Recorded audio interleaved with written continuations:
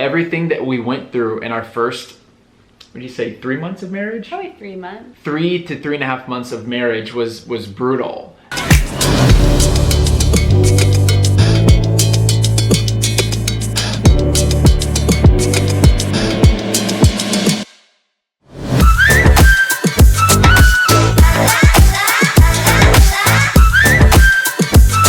Babe, greet the people. Greet the fine people. Welcome back to our channel.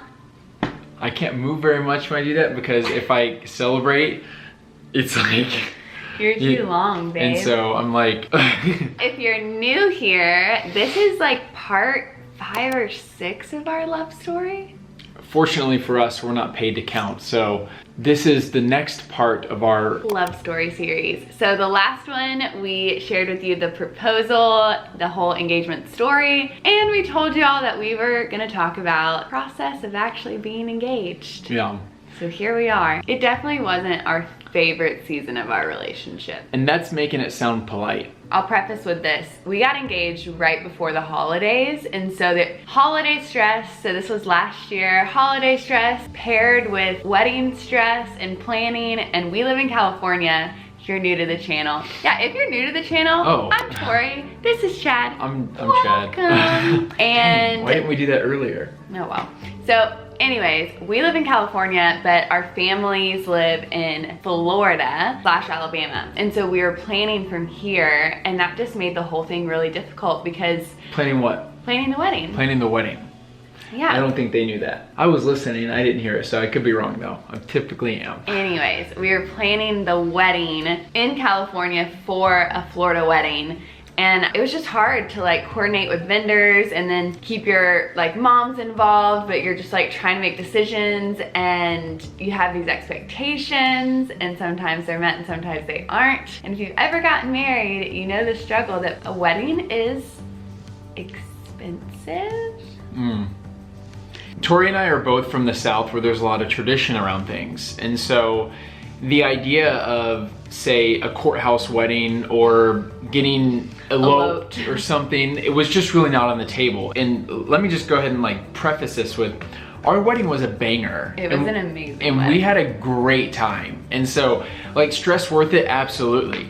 But like what we're trying to say is that the expectation and on the wedding was a lot to handle, especially coming from Christians where we really were expectant for God to be there and for God to be honored. And we really did have some conflict of interest moments of like, are we gonna put ourselves in a financial hardship by doing this to please people, but now our marriage may struggle early into marriage? And so is that something that would honor God? Or does he see it as us just celebrate? I don't know, because weddings back in biblical times lasted like a week or 2 or something like that. Yeah. So we, you know, in comparison, our wedding was small compared to that.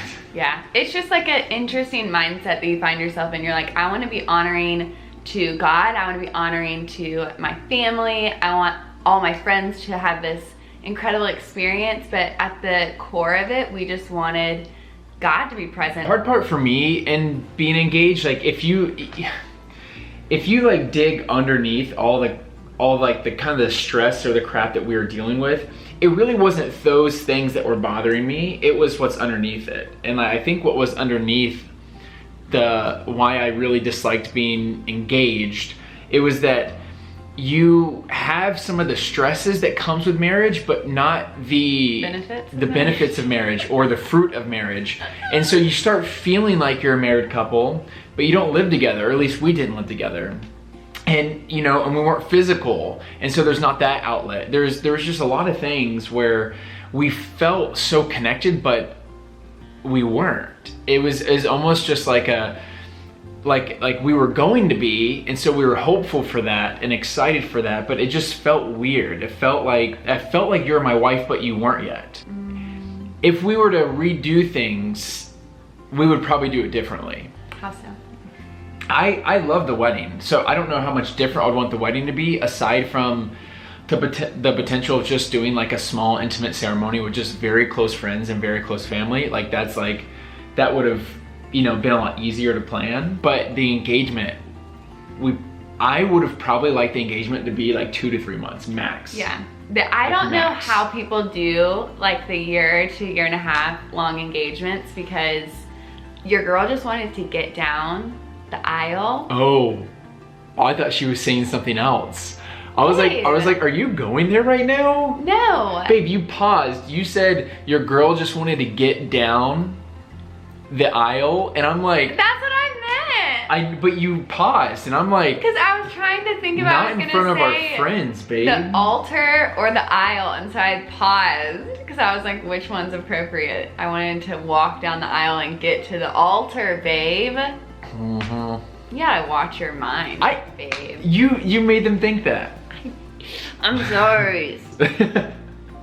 So you were saying that you wanted to get down the aisle. Yeah, and I think that everyone expected me to care more about the details, and I just didn't care. This is kind of a tangent, but also a funny story.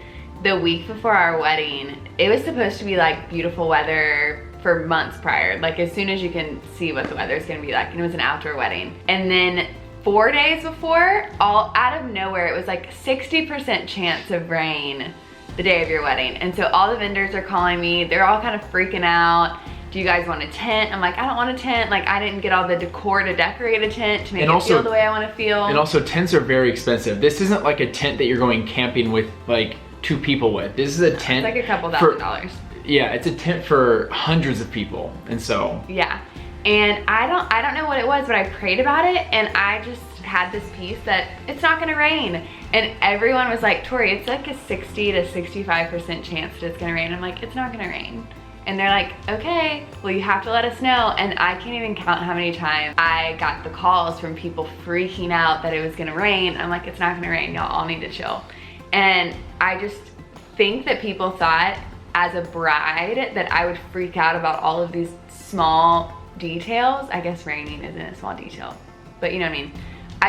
I knew that God was gonna be there, and if it rained or if it didn't, it was still gonna be a beautiful day, and I just wanted people to stop stressing out. And it was a beautiful day, and it didn't rain, and God is good. Just Amen. I don't know where I was going with that story. Oh, I do remember where I was going with that story. I think that if you're watching and you are engaged, or you get really excited for that season and you just want advice, I would highly suggest not stressing the small details, because the day goes by so quick and you don't even remember half of it. Like, you remember the special moments with your husband and your friends and the dance floor, and you remember little bits and pieces of it, but those small little details about the cloth shade or this light fixture or a table something, like you're not gonna remember it, and it can legitimately bring you so much stress. Like, invitations was a massive, crazy experience, and we had no idea that something so small could actually cause like strife in relationships. And it's, looking back, it's just not worth it. Yeah, I think what was hard is that I do appreciate that we did the printed invitations now that I saw them, like, okay, that's actually really nice looking.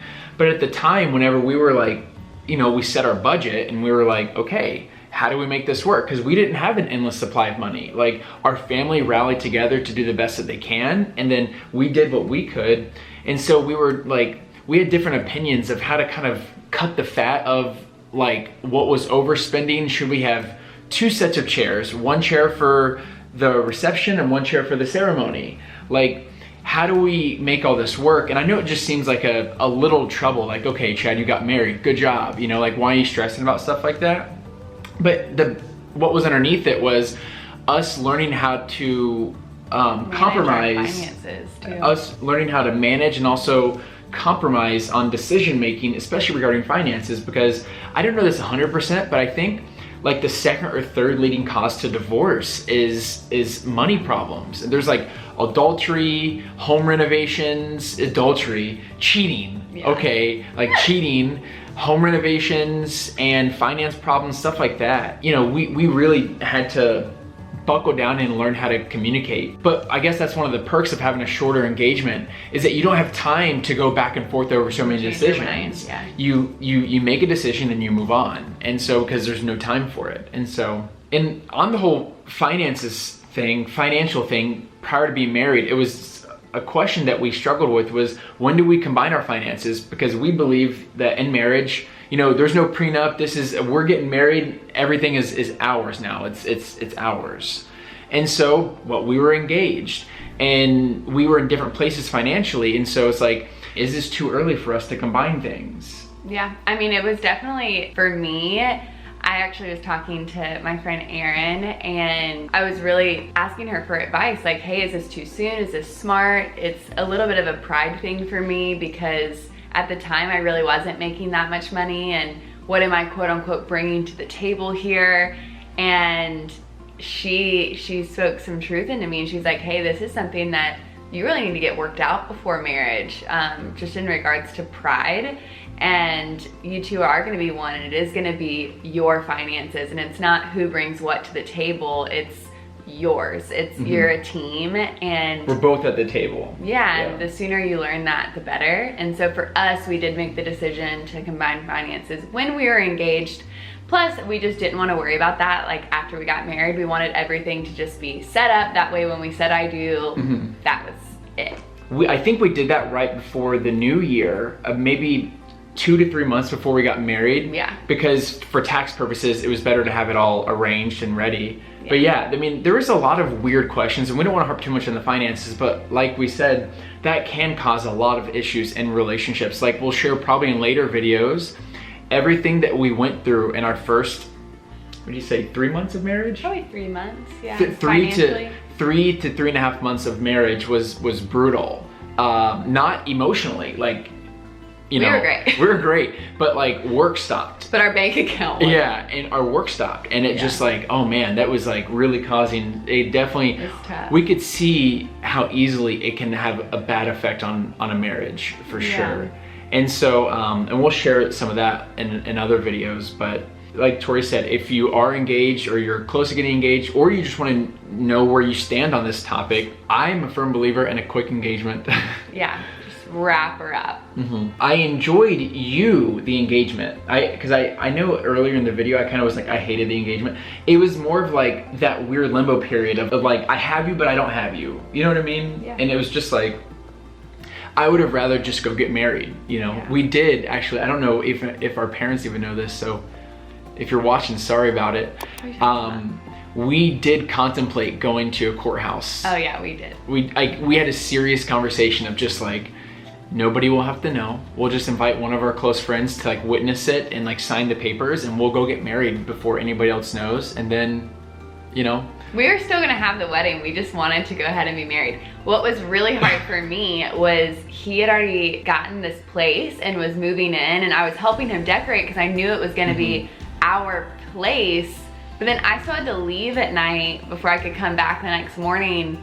And it was really hard for me because I felt like this was home already, but then I was leaving and having to leave him, and I was just so ready to be able to stay the night with him and wake up next to him. But those are really beautiful things inside of marriage, we believe. And so those were just really tough moments where we were like, should we just go do this real quick and then still have the ceremony? But I think it would have taken away from how special that day really was. Yeah, for sure. So I'm glad we didn't, but we definitely contemplated. Yeah, we really did. And I was open to it. It's, you know, if that's on your agenda, you know, as long as people are for you getting married, like, you know, her and I did premarital counseling. There's a few books that we recommend that we can even link in the bio. Even if you're single and you're wanting to have a healthy perspective on what, be equipped, you know, to be equipped for that season, or to just know what to look for in someone, you know, we can put the links in the bio. That way you can kind of see the books that we were checking out. They kind of would balance us a little bit because they were books of all different genres. There was one on boundaries in marriage. There's another one on what's the meaning of marriage, and another one about like, okay, what does marriage look like in terms of eternity? Yeah, and you so and me forever. Yeah, and so you know, there are several books. Very we definitely recommend getting counseling together before you get married, just to ask the right questions. I put you on silent. So even if you feel like you are adequately prepared for marriage and that engagement process, we still recommend it because it almost affirms things for you. That's what it did for us, is it asked the hard questions, and we were like, oh, like, Oh, okay, cool. Like, We had those conversations before we got engaged, but those books definitely affirmed those conversations that we were having. And two, I think it's really smart prior to marriage to have a very healthy view of what marriage actually is. Yeah. And knowing that marriage is not going to complete you and bring you this like ultimate happiness, that you still have to have a relationship with God. To my women out there, that's the only way you're going to be a good wife is if you're first a good daughter and you're filled. That way you can pour into your husband. And the same for the guys out there. You have to both have an intimate relationship with God for this connection to work. And I think when people go into marriage just thinking that like they can't live without each other, it's more of a choice. You know, like I don't want to live without you, but I could, but I don't want to. Yeah, exactly. You know? Does that make sense? I choose to not live without you, but I can. It almost sounds unromantic, but you know, so one of our friends, she put that in a caption, and I don't remember exactly what she said. Yeah, shout out Brittany. She had said something along the lines of, you know, if you're putting the pressure on someone else to either complete you or to fill that void you feel in your heart, that's unhealthy. That's codependency, and that can be really dangerous, and you're putting a lot of expectations on someone to be something to you that they shouldn't be. Yeah. And so I feel like Tori and I are actually experiencing, not just Tori and I, anyone who kind of lives under that umbrella of marriage in terms of the way we see it, I feel like we almost experience a greater intimacy because there's a lesser expectation on each other to be something, and it helps us be more surprised and be more forgiving and be more understanding and be more loving and more service related for each other, because it's no longer about what I can get from you, it's about what I can give to you. And so, anything else, babe? I'm having like heartburn. Heartburn? Like, yeah. That's not good, babe. My sweet baby has heartburn. I don't know what's going on, you guys. I'm in pain. I'm sorry, babies. If you guys are interested in hearing some of the techniques that we were taught and how to handle conflict, manage finances, yeah, healthy expectations. Yeah, because definitely in the first period of our marriage, we were put through the ringer a bit in terms of just like having to learn, you know, real quick. I have had to handle things. And so if you guys are wondering how to handle conflict or confrontation or different things like that, or even just like learning how to apologize correctly, that's something that we even talked about in a podcast that we did about a lot of people don't even know how to apologize. And I was one of them, you know, and so it's not like I know everything or anything, but like you're really good at apologizing. But like learning how to apologize correctly could be a cool thing. So if you guys ever want to know anything about that type of stuff for like more sit-down videos, let us know. Yeah, we're happy to share anything like that. The next video, which we're excited about, will be the wedding video. Yeah. And so I've made her wait a long time to watch this, but it's gonna be worth it. Stay tuned because we haven't even seen the wedding video yet. So we're also gonna do a reaction video of us watching our wedding video for the first time, but we will share that with you guys very, very soon. So stay tuned. Make sure you turn on your notifications for that video because that's so exciting. Anyways, I know we are kind of all over the place, but that's kind of how our engagement season felt, was a little all over the place. So if you're out there and you're single or you're dating, or maybe you are engaged at the moment, or you're married, I really hope that I encourage you to just not sweat the small stuff and really focus on communication and what's most important, because it's really gonna help you not only in your marriage, but kind of in every relationship that you have. Those small things just don't really get to you as much. Yeah. You know? Yeah, communication is definitely everything. It helps so much. You're good at communicating, Bibis. You're good at communicating. Sometimes. She has heartburn because her heart's burning for me. Oh my gosh. I'm so sorry. We love you guys. Thanks for all the love that you show to us. We so appreciate it. We love reading your comments. Make sure to follow us on Instagram too. DM us. I love hearing your stories and getting to know you guys. For me and for Chad, it's definitely more than just talking to a screen. So we release videos like this, what, once a week or something like that? We try to. We share stuff like this every week on Instagram or every day. And so if you like this type of content that's hopefully encouraging, our hope is to create content that's gonna bring value. It's gonna bring value to you. Whether it's as small as like a little quote that you pulled away from something, or like a deeper thing where you feel like you needed to make a life change. And so we always want to try to find ways to bring value. AKA, we love you guys. Thanks for watching, and we'll see you in the next video. Let's get 22 likes in this video. Woohoo! Bye. Just kidding.